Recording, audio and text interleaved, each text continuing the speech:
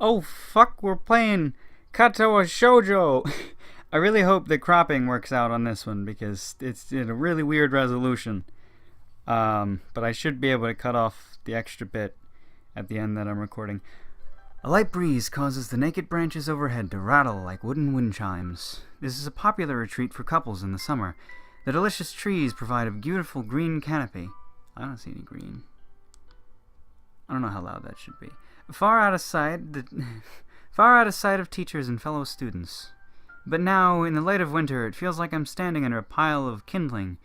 I breathe out into my cupped hands and rub them together furiously to prevent them from numbing in this cold. Just how long am I expected to wait out here anyway? I'm sure the note said 4 p.m. 4 o'clock p.m. just sounds weird for me. I almost said 4 o'clock. Or whatever. Ah, yes, the note. Slipped between the pages of my math book while I wasn't looking. As far as cliches go, I'm more of a fan of the letter in the locker, but at least this way shows a bit of initiative. And as I ponder the meaning of the note, the snowfall gradually thickens. The snowflakes silently falling from the white-painted sky are the only sign of time passing in this stagnant world. I know what. Okay, I just had a really good idea. The slow descent upon the frozen forest makes it seem like time has slowed into a crawl. The rustling of dry snow underfoot startles me, interrupting the quiet mood. Someone is approaching me from behind. Hisato? Hisao, you came? A hesitating, barely audible question. However, I recognize the owner of that dainty voice instantly. I feel my heart skip a beat. It's a voice I've listened to hundreds of times, but never is more than an eavesdropper to a conversation. I turn to face this voice, the voice of my dreams, and my heart begins to race.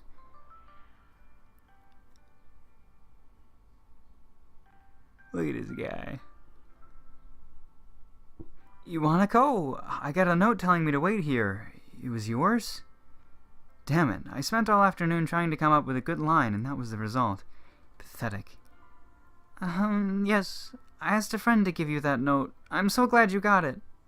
A shy, joyous smile that makes me so tense I couldn't move a single muscle even if I tried.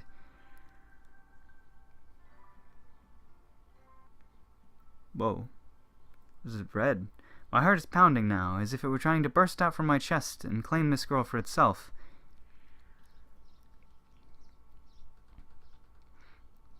So, here we are, out in the cold. Once again, the wind stirs up the branches. The cacophonous noise is music to my ears. Right, alright. It took me a while to remember that word, but yeah, that's just a lot of different noises meshing together. It's like cacophony. Pretty sure. What are you doing? Iwanako flinches ever so softly against a gust of wind. As it passes, she rights herself, as if supported by some new confidence. She's not going to last very long, is she? We're not seeing her face. I kind of know the story of this one. Her eyes lock with mine as she lazily twirls her long, dark hair around her finger. All the while, the anxious beating of my heart grows louder. My throat is tight. I doubt I could even force a word out if I tried. You see, I wanted to know if you'd go out with me. I stand there, motionless, save for my pounding heart. Also, I love that. I love that use of the word save. Nobody uses the word save like that anymore. That's great. It's almost like a replacement for accept. You know, he stands there motionless except for his pounding heart. Oh, that's brilliant. That's a very, very old-fashioned way of using the word save, and I love it. Cool. Also, I assume there's going to be a lot more interjections in this series than in the other one. Probably. I want to say something in reply, but my vocal cords feel like they've been stretched beyond the breaking point. Hisao? I reach up to try to massage my throat. Oh, fuck. Which one of these buttons? Ooh, tense music. I reach up to try to massage my throat, but this only sends spikes of blinding pain along my arms. Hisao? Oh, my whole body freezes, save for my eyes, which shoot open in terror. Oh, fuck. Oh, there's that red. He saw! The beating in my chest suddenly stops, and I go weak at the knees. The world around me, the canopy of bare branches, the dull winter sky, Iwanako running towards me, all these fade to black. The last things I remember before slipping away are the sounds of Iwanako screaming for help, the incessant chatter of the branches above. Oh, shit. I almost, want to leave the cropping as it is, because it's kind of nice. It's super irrelevant, but it's still kind of nice. Katawa Shoujo. That's the title. That's the title of the novel. Yeah, I'm glad to be doing this. This is gonna be fun. Inspiration by Raita. Ooh, it's like an anime thing. Writing by Nana's24 and some other people. Editing by these guys. Shout out to those guys. Music by Blue123. Oh, I love that guy. Art. Oh, Gabby Tara. Oh, also more people doing the art. But yeah, it's just like I'm running this on my computer, but watching it on my phone. That's why the music or the volume rocker looks like my phone. Looks like anime shit. And it's just because my phone's better at recording the screen than my computer would be. Production by those guys. It means the sound's going to be imperfect because it's picking up the sound from a speaker into the mic. And now there's a train coming. I can edit around that though. So I'll be back when the train's gone. And the train is gone. No fun transition or anything, just that, well, maybe a slap. Yeah, because I slap my knee when I'm editing, and I might just leave in, one of the slaps, so you know. Whatever. I slap my knee so I see the waveform on the thing. It's been 4 months since my heart attack. In that whole time, I can probably count the times I've left this hospital room unsupervised on one hand. 4 months is a pretty long time when you're left alone with your thoughts, so I've had plenty of time to come to terms with my situation. Arrhythmia. The beating of his heart is fucked up, probably. Strange word, a foreign, alien one that you don't want to be in the same room with. A rare condition. Causes the heart to act erratically and occasionally beat way too fast. It can be fatal. See, yeah, the word rhythm is part of that thing, so I guessed it was something to do with the way it beats. Yeah. Apparently I've had it for a long time. They said it was a miracle that I was able to go on so long without anything happening. Is that really a miracle? I guess it was supposed to make me feel better, more appreciative of my life. I really didn't do anything to cheer me up. It really didn't do anything. My parents, I think, were hit harder by the news than I was. They practically had 2 hemorrhages apiece. I had already had a full day by then to digest everything. To them, it was all fresh. They were even willing to sell our house in order to pay for a cure. Of course, there isn't a cure. Because of the late discovery of this condition, I've had to stay at the hospital to recuperate from the treatments. When I was first admitted, it felt as if I was missed.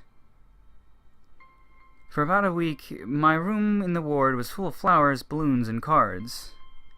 But the visitors soon dwindled, and all the get-well gifts began trickling down to nothing shortly after.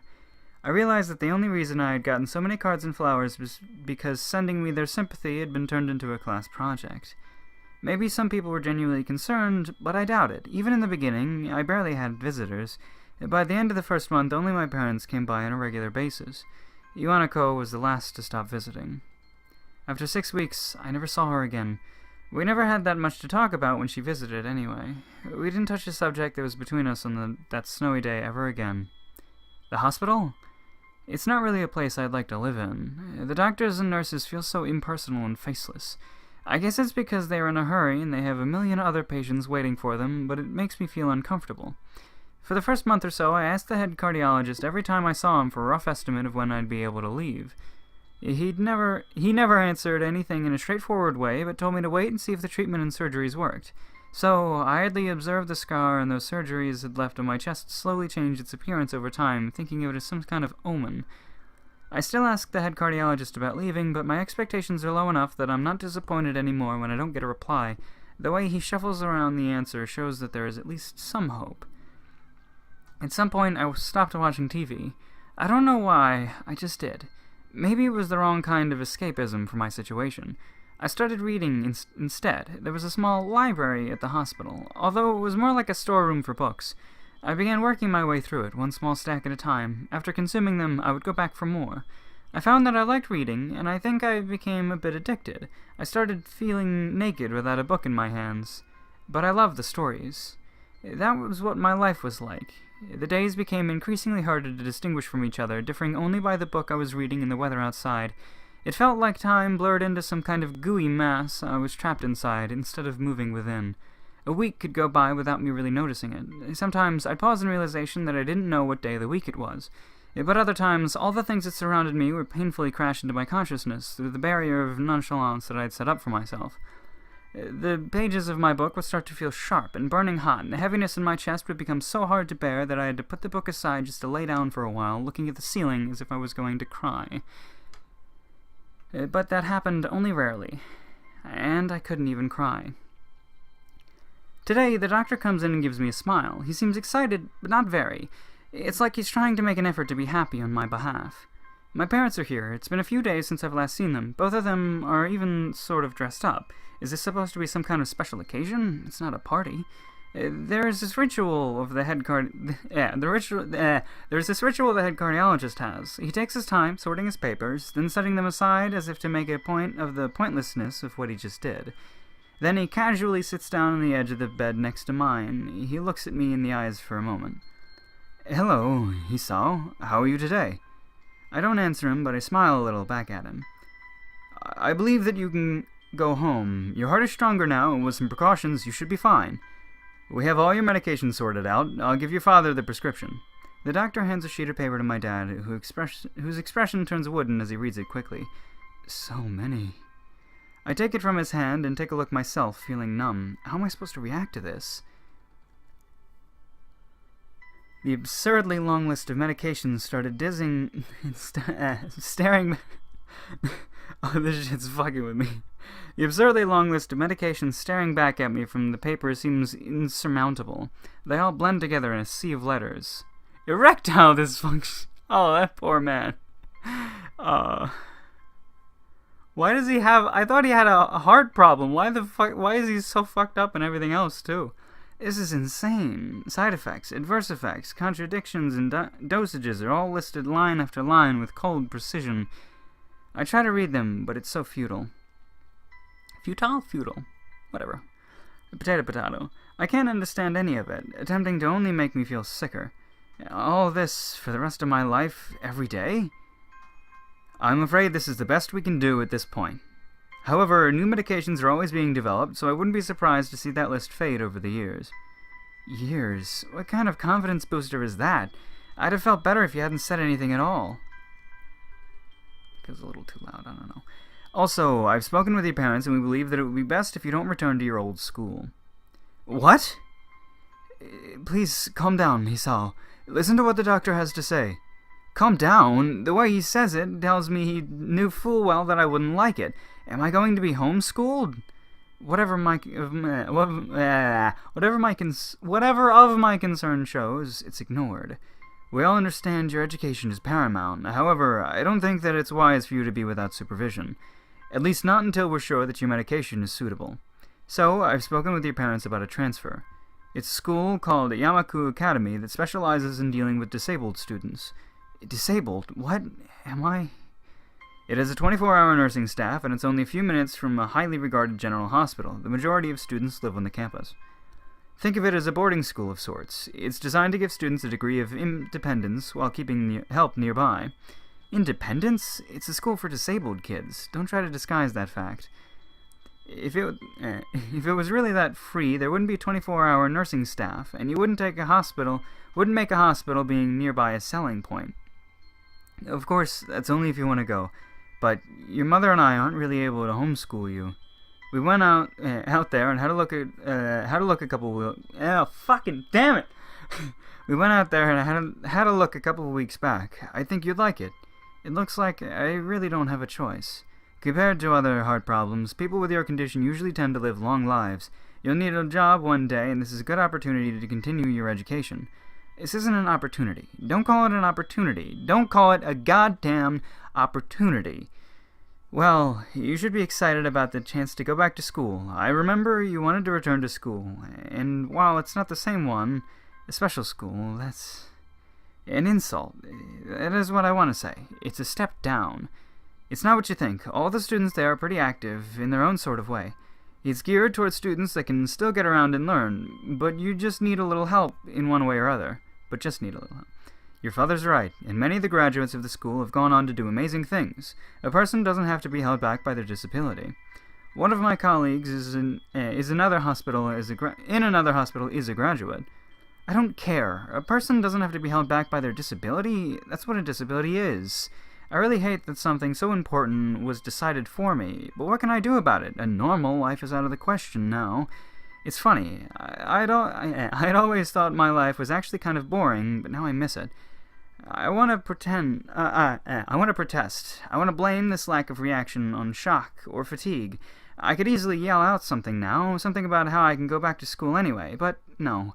I don't say anything. The fact is that now it's futile. I look around the room, feeling very tired of all this. The hospital, doctors, my condition, everything. I don't see anything that would make me feel any different. There really isn't a choice. I know this. But the thought of going to a disabled school, what are those even like? As much as I try to put a positive spin on this, it's very difficult. But let me try. A clean slate isn't a bad thing. That is all I can think of to get me through this. At least I can still have something, even if it's a special school. It's something. It's a fresh start, and my life isn't over. It would be a mistake to just resign myself to thinking that. At the very least, I'll try to see what my new life will look like. Okay, so I don't know how long these are going to be, but I think, yeah, we'll get through a little bit more. Also don't know how long this already is. Act 1, life expectancy. Well, that was kind of like the opening bit. And then the next episode will be like Act 1. Fuck, I don't know how to title these damn things. I don't. Oh, God. Well, that was like a whole contained prologue bit. And I think I'll leave that to be. No idea how long these episodes are going to end up being. That one was kind of short. This next one's probably going to be a bit longer. But yeah, we'll explore the school in the next episode. And if I've left the cropping at the full width, you're welcome? I don't know. The story behind that is that this game is like a really weird resolution. I think a lot of visual novels are kind of this resolution. It makes it weird for YouTube videos, though. So I just have it to the side of my screen, and then just my wallpaper shows through, so it's just Bayonetta face, which is fun and all. But I think I might crop that out. Another thing I thought about earlier is if I can get some sort of little clock widget to put up there or something, so that I know what time it is just by looking at that instead of having to check my watch. And that way I can keep better track of how long the episode's been, or even something that I can tap on to start a timer, you know? I might do that. That's probably smarter. Yeah. Yeah, okay, so this is going to be the end of this episode, specifically. Cool. I'm pretty excited for this. It's been quite a while since I've done a visual novel, and I've heard a lot about this one, and it's free, and we're doing it. I was going to do the mobile version at some point, but just like all the downloads are really fucking annoying, and this is probably going to work better anyway, because this is the official release. So, cool.